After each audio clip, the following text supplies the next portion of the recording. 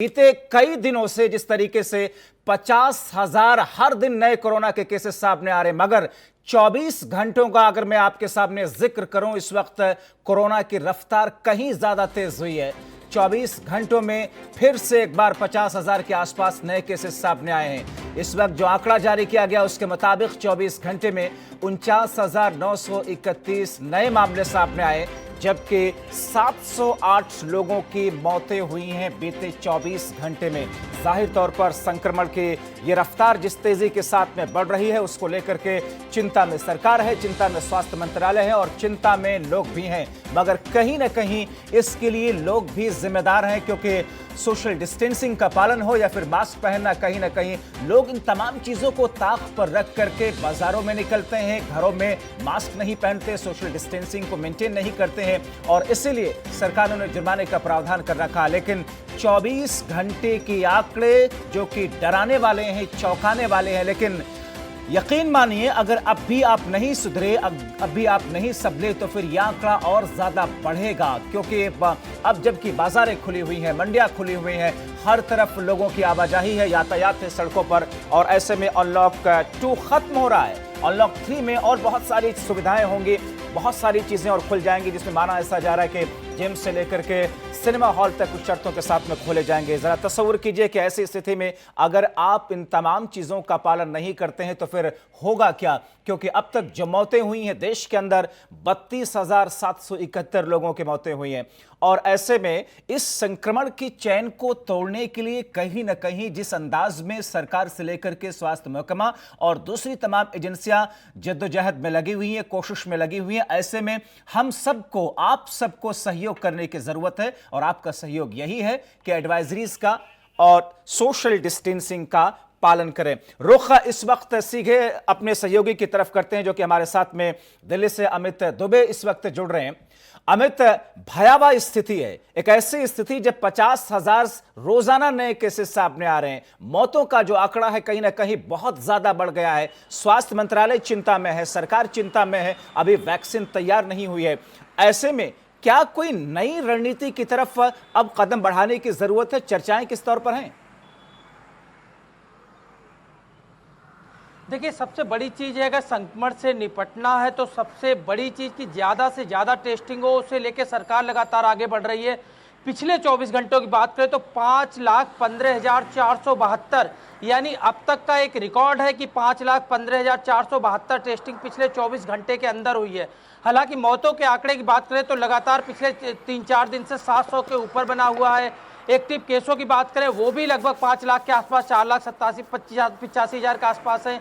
तो ऐसे में संक्रमण जरूर बढ़ रहा है, सरकार भी जानती है, लोग भी जानते हैं कि जब वैक्सीन नहीं है तो एक ही इलाज है टेस्टिंग का, और जिस पे सरकार बखूबी ध्यान दे रही है। अगर कल की बात करें तो कल भी 4,72,000 ज्यादा टेस्टिंग हुई थी, और आज की बात करें तो आज भी 5,15,000 से ज्यादा टेस्टिंग हुई है। तो ऐसे में टेस्टिंग जो विकल्प है उस पर सरकार काम कर रही, तमाम लोगों को चिन्हित किया जा रहा है। और 5,15,000 बीच जो लगभग ये 50,000 मामले आज सामने एक बार फिर निकल के आए। मामले जरूर ज्यादा निकल रहे हैं, लेकिन टेस्टिंग का पैमाना भी बढ़ा है। दूसरी बड़ी चीज जो लोगों को लगातार हिदायत दी जा रही है, हिदायत दिशा निर्देशों के बीच में आज जबकि 27 जुलाई हो चुकी है, यानी कि 4 दिनों के बाद में अनलॉक 3 की शुरुआत होने जा रही है। उसमें और बहुत सारी सुविधाएं दी जाएंगी और बहुत सारी चीजों में ढील दिए जाएंगे, मगर लोगों का जो रोजमर्रा का तरीका है, सोशल डिस्टेंसिंग की धज्जियां उड़ाना, मास्क उस जिम्मेदारी के साथ में ना पहनना, क्या सरकार, दिल्ली सरकार हो या केंद्र सरकार हो, इस लाइन को लेकर के कुछ सख्ती बरतने के मूड में है? क्योंकि झारखंड की मिसाल आपके सामने है, वहां पर सजा का प्रावधान कर दिया गया है, वहां पर 1 लाख रुपए से ज्यादा का जुर्माना कर दिया गया है।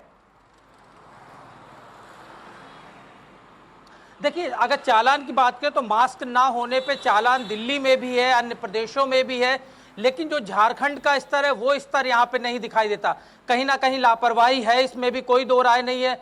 लोग भी इस चीज को नहीं समझ रहे हैं। और दूसरा कि जिस तरह मौसम चेंज हुआ है, बरसात का मौसम आया, वायरल फीवर जो है वो लगातार पैर पसार रहा है। तो ऐसे में जो वायरल फीवर से ग्रसित लोग हैं वो ऐसे में जांच भी नहीं कराना चाहते, क्योंकि उनका मानना, कई लोगों से हमारी बात हुई है जिन्हें वायरल फीवर था, और उसके बाद उन लोगों से जब मैंने खुद कहा कि वो लोग जांच कराएंगे तो बोले नहीं कि इसमें जांच की कोई जरूरत नहीं है, अमूमन जो बुखार आता उसी तरह का है। तो ऐसे लोग भी हैं कि जो इस बात को लेकर डर रहे हैं कि अगर वो जांच कराने गए तो हो सकता है वो संक्रमित निकले।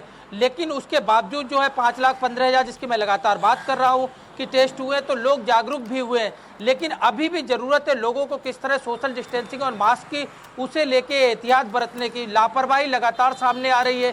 1 अगस्त से जब अनलॉक 3 आएगा तो वाकई बहुत सारी चीजें खुलेंगी।